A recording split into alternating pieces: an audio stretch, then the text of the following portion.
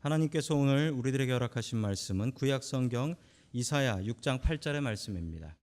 내가 또 주의 목소리를 들으니 주께서 이르시되 내가 누구를 보내며 누가 우리를 위하여 갈꼬 하시니 그때에 내가 이르되 내가 여기 있나이다 나를 보내소서 하였더니. 아멘. 하나님께서 우리와 함께 하시며 말씀 주심을 감사드립니다. 아멘. 자, 우리 옆에 계신 분들과 인사 나누겠습니다. 반갑습니다.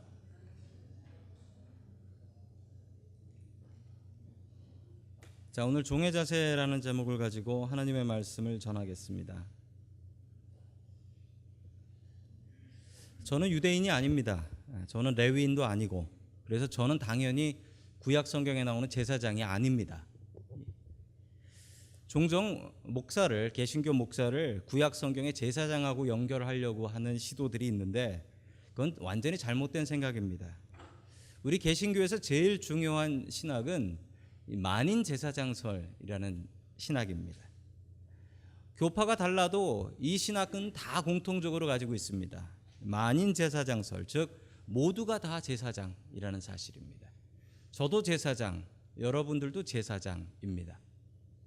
여러분, 제사장의 역할이 뭐냐면 제사장은 사이에 낀 사람입니다. 하나님하고 제사장하고 백성, 즉 우리가 제사장이라는 것은 우리가 섬겨야 될 사람들이 있다라는 사실입니다. 하나님을 섬겨야 되고 또 우리가 섬겨야 될 사람들이 있다. 저나 여러분들이나 똑같습니다. 다른 것 없습니다.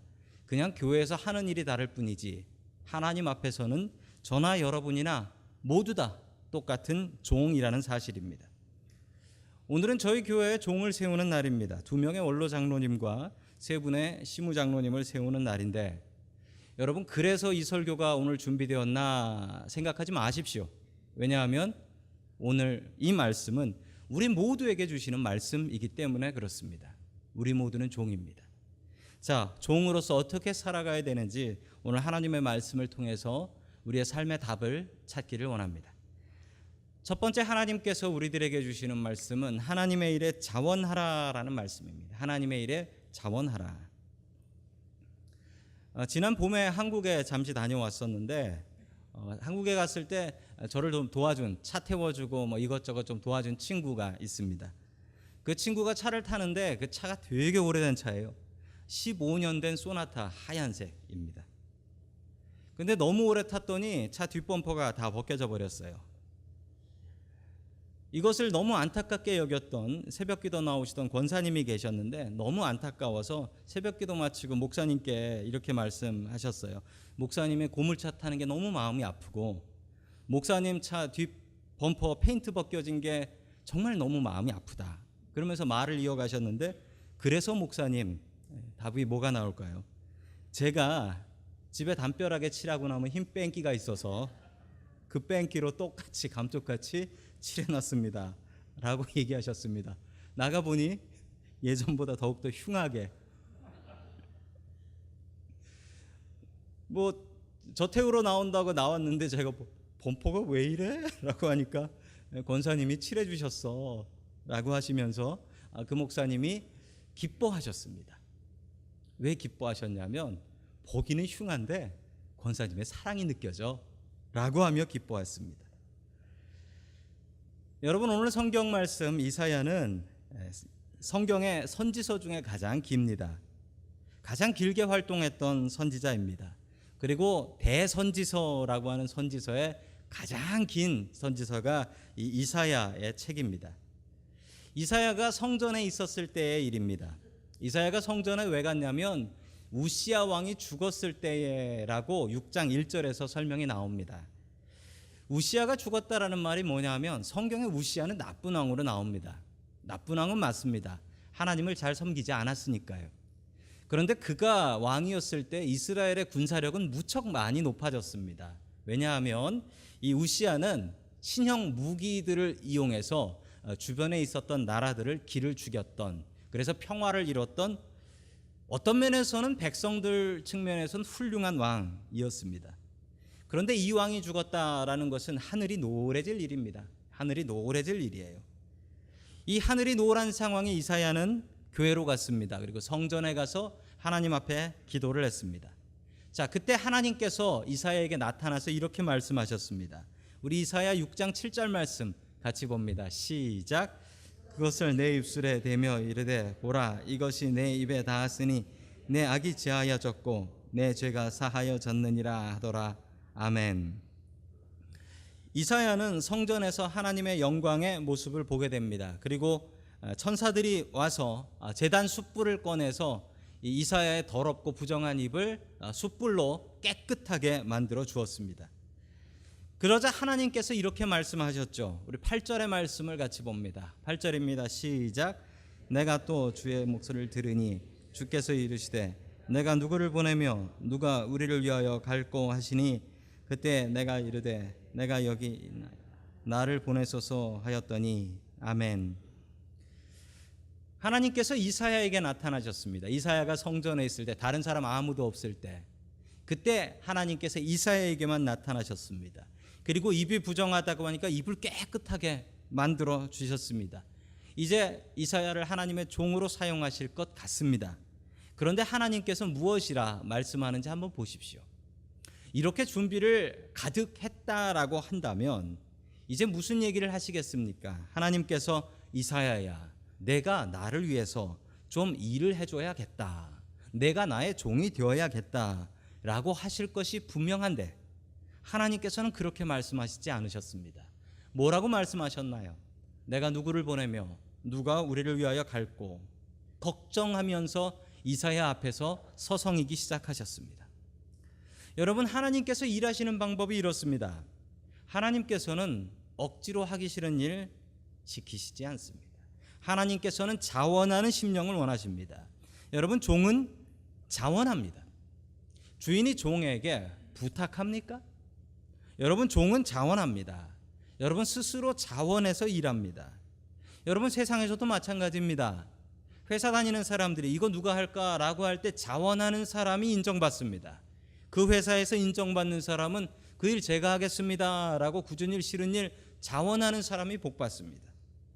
여러분, 학교에서 어떤 학생이 성적 잘 받을까요?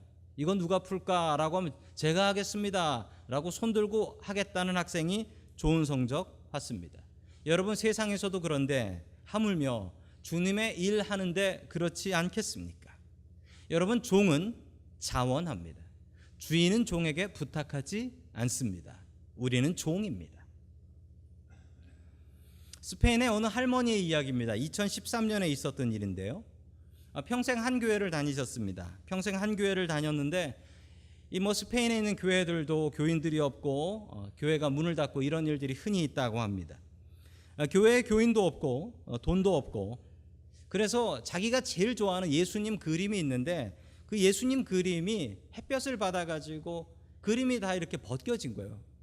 이 할머니이신데 아주 자랑스럽게 서 계시죠. 자, 원래 저 그림인데 벗겨져 가지고 예수님의 모습이 그냥 보기 흉하게 저렇게 된 거예요. 그래서 저 할머니께서 너무 마음이 아프셨어요. 너무 마음이 아파서 어떻게 할까 고민하다가 자원하는 마음으로 내가 저 벗겨진 부분을 저 그림을 내가 덧칠을 해서 다시 잘 이쁘게 만들어야겠다라고 생각을 하셨습니다. 그러나 안타깝게도 이 할머니는 82세 된 이 할머니는 그림에 은사가 전혀 없는 분이셨습니다. 게다가 저 그림은 오래된 스페인의 문화재였습니다. 저 그림을 이 할머니께서 어떻게 덧칠을 하셨냐면 이렇게 덧칠을 하셨어요.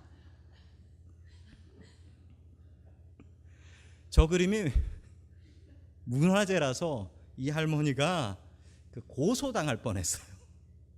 그런데 기막힌 일이 벌어집니다. 저 그림을 저렇게 그려놓고 나서 이 웃기는 그림이 소문이 났습니다. 그래서 관광객들이 이 그림을 보겠다고 여러분 전 세계적으로 저 그림이 아주 대히트를 쳤어요. 이 할머니가 아름다운 마음으로 예수님의 얼굴을 저렇게 만들어 버린 거예요. 그리고서 많은 관광객들이 와가지고 저 그림으로 티셔츠 만들고 저 그림으로 머그컵 만들고 그래서 돈을 엄청나게 벌었어요. 그래서 어떻게 했냐면 교회에다 다 헌금했답니다. 그래서 교회 살렸다라는 이야기가 있습니다. 2013년에 스페인에서 있었던 일입니다. 하나님께서는 자원하는 종을 원하십니다. 그림 못 그리면 어떻습니까? 하나님께서는 그 마음을 보시는데 얼마나 마음이 예뻤으면 하나님께서 이런 일을 이루어 주시겠습니까? 여러분, 지금도 하나님께서는 우리 앞에서 걱정하시며 이렇게 이야기하십니다. 누가 이 일을 할까? 누가 나를 위해서 이 일을 할까? 그럴 때 여러분, 주님 제가 하겠습니다 라고 손들고 자원하는 저와 여러분들이 될 수 있기를 주님의 이름으로 간절히 축원합니다. 아멘. 두 번째, 하나님께서 우리들에게 주시는 말씀은 빚진 마음을 가지라 라는 말씀입니다. 빚진 마음을 가지라. 자, 우리 마태복음 18장 28절의 말씀을 같이 봅니다. 시작. 그러나 만나자 멱살을 잡고 말하기를 내게 빚진 것을 갚아라 하였다. 아멘. 10,000달란트 빚진 종이 있었습니다. 여러분, 10,000달란트가 얼마냐면 계산을 위해서 1달란트가 15년치 연봉입니다. 10,000달란트면 15만 년, 15만 년어치 연봉입니다. 즉 절대로 사람이 살아서는 갚을 수 없는 빚입니다. 엄청난 빚을 진 사람이 있었는데 이 종이 너무 불쌍해가지고 주인이 네가 갚지도 못할 빚 내가 다 탕감해 줄게 라고 이야기했습니다. 이 종은 너무 기뻐서 길에 나갔습니다. 그런데 마침 길에서 자기한테 100데나리온 빌려가고 안 갚은 사람을 만나게 된 것입니다. 100데나리온은 한 데나리온이 하루치 임금입니다. 즉 100일치 한 석 달 정도 임금이 됩니다. 그러자 이 사람은 자기한테 100데나리온 빌려가고 안 갚은 사람 멱살을 쥐고 흔들며 내가 너 때문에 못 산다, 내 돈 갚아 라고 소리를 질렀습니다. 10,000달란트 탕감해 준 주인이 그 소식을 듣고 야, 천하의 나쁜 놈이다, 잡아다 감옥에 넣어라 라고 감옥에 집어넣어 버렸습니다. 여러분, 왜 이 종은 감옥에 가게 되었을까요? 이 종에게 필요한 것이 있었습니다. 그것은 바로 빚진 마음입니다. 여러분, 빚진 마음으로 살아야 합니다. 여러분, 빚 져 보셨습니까? 빚쟁이 앞에 서 보셨습니까? 여러분, 빚을 지면 빚쟁이가 뭐라고 시켜도 어쩔 수 없이 꼼짝없이 해야 됩니다. 여러분, 그게 빚진 사람입니다. 여러분, 우리는 하나님께 빚을 졌습니다. 하나님께서 자기 아들 보내셔서 아들을 죽여 우리의 목숨을 살려주셨습니다. 여러분, 이것보다 더 큰 빚이 어디 있을까요? 여러분이 하나님 앞에 빚을 졌다라고 생각한다면 여러분, 우리는 그 빚진 마음으로 어떻게 세상을 살아가야 할까요? 제가 신학교 들어갔을 때 일이었습니다. 대학원인데 제가 들어간 대학원에 장학금이 그렇게 많아요. 장학금이 그렇게 많아서 한 반 정도 이상은 학교를 공짜로 다니고 있었습니다. 나머지 반 정도도 교회에서 전도사로 사역하면서 뭐 자기 돈 내고 신학교 다니는 사람들은 거의 없었습니다. 교수님이 이렇게 말씀하셨습니다. 신학교에는 장학금이 많습니다. 장학금이 많은 이유가 신학교는 내 돈 내고 다니면 안 되기 때문에 그렇습니다 라고 얘기했습니다. 왜 내 돈 내고 다니면 안 되냐? 그 교수님께서 이렇게 말씀하셨습니다. 내 돈 내고 다니면 본전 생각나고 사꾼 됩니다. 돈 밝히는 목사 됩니다. 신학교는 남의 돈으로 다녀야 됩니다. 빚으로 다녀야 됩니다. 교회 빚으로 다녀야 되고 그 빚진 마음으로 평생 빚 갚으며 살아야 합니다 라고 말씀해 주셨습니다. 저는 그 말씀이 제 마음에 참 많이 와 닿았습니다. 지난달에 GTU 여기 큰 신학교가 있는데 그 신학교 학생회에서 설교를 해달라고 부탁 전화를 받았습니다.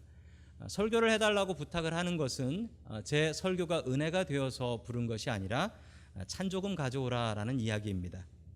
저는 분명히 그 말의 뜻을 알고 있었기 때문에 기쁜 마음으로 네, 가서 설교하겠습니다 라고 했습니다.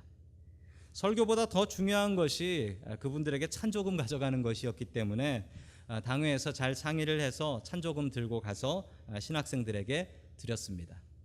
뭐 가난한 신학생들이 얼마나 돈이 있겠습니까? 도와야지요. 왜 그렇게 돕냐면 그분들이 빚진 마음으로 살아야 되기 때문에 그렇습니다. 여러분, 빚진 마음이 우리에게 있어야 됩니다. 저희 교회 오늘 임직자를 세웁니다. 저희 교회 임직자 세울 때 원칙이 하나 있습니다. 원칙이 뭐냐면 임직 받는 분은 교회에다가 선물 못 한다라는 것입니다. 선물 못 한다. 자, 그게 저희 교회의 전통으로 만들어진 법입니다. 아마 이 법을 따라서 한국에 김영란법이라는 게 생기지 않았나 싶습니다. 식사도 교회에서 준비하고 신문 광고도 교회에서 하고 기념품 수건도 찍었습니다. 좀 돈 많이 들어갔습니다. 여러분, 그런데 절대로 교회에 선물하지 말라라고 신신당부를 했습니다. 후배 장로님들이 선배 장로님들한테 선물하면 좋겠다라고 생각해서 제가 그 부탁을 드렸었는데, 부탁하고 집에 가서 생각해 보니 뭐 그건 선물 아닌가, 안 되겠네 싶어서 취소하고 제가 제 돈으로 준비했습니다. 왜 이렇게 하냐면 미안하라고 하는 겁니다. 긴장하십시오. 일 많이 시키려고 돈 드리는 겁니다. 여러분, 종은 종입니다. 종은 돈으로 종되는 것이 옳지 않습니다. 돈이 없어서 팔려오는 게 종입니다. 여러분, 당시 종들이 어떻게 종이 되었냐면 빚져서 그 빚 못 갚으면 종이 되었습니다. 여러분, 어떤 교회에서 이런 얘기를 들었습니다. 권사 되려면 3,000불 내야 된다. 여러분, 종이 돈 들고 오면 그게 종입니까? 상전입니까? 그건 종이 아니라 상전이 되는 거죠. 우리가 세울 종이면 우리가 부담해서 우리가 세우는 게 맞습니다. 그래서 지난 시간에 제가 임직감사헌금 드렸고 여러분들도 참여하시라고 말씀드렸습니다. 저 헌금 얘기 잘 안 하는 거 아시죠? 새로 시작하는 분들이 빚진 마음으로 시작하는 것이 맞고 평생 그 빚진 마음을 하나님과 성도님들에게 갚으면서 살아가는 게 맞습니다. 그 빚진 마음이 사라지는 순간 망하는 겁니다. 빚진 마음이 사라지는 순간 그 자리가 권력의 자리로 생각됩니다. 여러분, 이 빚진 마음을 잃어버리는 순간 끝나는 겁니다. 여러분, 국어사전 한번 찾아보십시오. 종이 뭐라고 나오나? 종은 그냥 종입니다. 종님 없습니다. 종은 그냥 섬기는 사람들입니다. 여러분, 우리는 예수님께 목숨 빚져서 주님의 종된 사람들입니다. 주님 덕분에 살았으니 그 빚 갚고 사셔야 되지 않겠습니까? 여러분, 평생 그 빚진 마음 갖고 살아가는 저와 여러분들 될 수 있기를 주님의 이름으로 간절히 축원합니다. 아멘. 세 번째, 마지막으로 하나님께서 우리들에게 주시는 말씀은 무익한 종으로 여기라라는 말씀입니다. 무익한 종으로 여기라. 어느 교회에서 실제로 있었던 일입니다. 교회가 어려웠고 어느 집사님을 장로님으로 뽑았습니다. 장로 임직식이 있었던 날 그 집사님이 교회를 오지 않고 멀리 도망가 버리셨습니다. 장로의 길이 십자가의 길이라는 것을 알고 있었기 때문이었습니다. 장로가 되면 교회 굳은 일 다 감당해야 되고 또 뭐 교회에 어려운 일 있으면은 다 책임져야 되는, 그걸 자기는 감당 못하겠다라고 해서 도망가 버렸습니다. 오늘 세워지는 세 분의 장로님 중에 단 한 분도 저에게 와서 장로 시켜달라고 하신 분은 안 계셨습니다. 아마도 그 길이 십자가의 길인 것을 알고 계셨던 것 같습니다. 제가 교회에서 필요하니 해주셔야겠습니다라고 했을 때 세 분 다 아멘 해주셨습니다. 자, 오늘 하나님의 말씀 같이 봅니다. 누가복음 17장 9절의 말씀입니다. 같이 봅니다. 시작. 명한 대로 종에게 감사하겠느냐. 아멘. 제가 신학교 가서 설교 들었던 설교 중에 가장 은혜가 되고 머리에 남았던 설교의 말씀입니다. 가장 큰 은혜가 되었던 말씀이고 지금도 이 말씀을 읽으면 제 가슴이 떨려요. 명령한 대로, 시킨 대로 했다고 주인이 종한테 아이고 고맙습니다 라고 하는 게 맞습니까? 여러분, 주님의 말씀입니다. 명한 대로 했다고 주인이 종한테 머리 숙여 아이고 고맙습니다 라고 하는 게 말이나 되는 일이냐는 것입니다. 여러분, 그러나 주님의 일을 하는 수많은 일꾼들이 이것을 기대합니다. 하나님께 참 수고했다라는 이야기 듣고 싶고 사람들 앞에 야, 참 수고했습니다 라는 이야기 듣고 싶어 합니다. 이 말을 듣지 못해서 시험에 듭니다. 내가 일을 열심히 했는데 사람들이 알아주지 않는다고 시험에 듭니다. 여러분, 그러나 오늘 성경 말씀에 나오는 참된 종은 이런 일로 시험 들지 않습니다. 내가 일 죽어라 열심히 하고 아무 얘기도 못 듣는 게 이상한 게 아니라 아무 얘기도 못 듣는 게 당연하다라고 이야기를 합니다. 계속해서 10절의 말씀을 보겠습니다. 시작. 이와 같이 너희도 명령 받은 것을 다 행한 후에 이르기를 우리는 무익한 종이라 우리가 하여야 할 일을 한 것뿐이라 할지니라. 아멘. 명한 대로 다 행한 후에, 그 수많은 명령들을 다 완전히 컴플릿 다 행한 후에, 그리고서 뭐라고 얘기해야 된다고 합니까? 우리는 무익한 종이라 우리가 하여야 할 일을 한 것뿐이라, 이렇게 얘기해야 된다라고 합니다. 여기서 무익한 종을 헬라어로 찾아보니까 소용없는 종, 가치 없는 종, 쓸데없는 종이라고 합니다. 교회 일을 하면서 이런 마음 때문에 시험이 듭니다. 자기 자신을 유익한 종으로 생각하면 시험이 듭니다. 내가 뭔가 대단한 종이고 내가 뭔가 귀한 일을 한다라고 생각하면 시험에 듭니다. 여러분, 제가 교회에 교육자, 사역자로 오시는 분들에게는 꼭 이 이야기를 합니다. 꼭 이 이야기를. 무슨 이야기냐면 유익한 종으로 일하고 무익한 종으로 여겨라 라는 말씀입니다. 교회 일을 할 때 야, 저 사람 없으면 어떻게 교회가 돌아가나 라는 걱정이 될 정도로 열심히 일을 해라. 그런데 스스로 생각하기는 그래, 내가 좀 열심히 하지라고 생각하지 말고 나는 무익한 종이다, 나는 쓸데없는 종이다, 내가 어떻게 하나님을 돕냐, 내가 도와서 도와주면 그게 하나님인가, 내가 하나님에 참여하는 게 영광이지, 나는 무익한 종이다. 여러분, 실제로 무익한 종 되지 마십시오. 다른 사람들한테 손가락질 들으며 저 사람은 정말 무익해 라는 얘기 듣지 마십시오. 저 사람 정말 유익한 사람이야, 저 사람 교회의 기둥이구나 라는 소리 들으셔야 됩니다.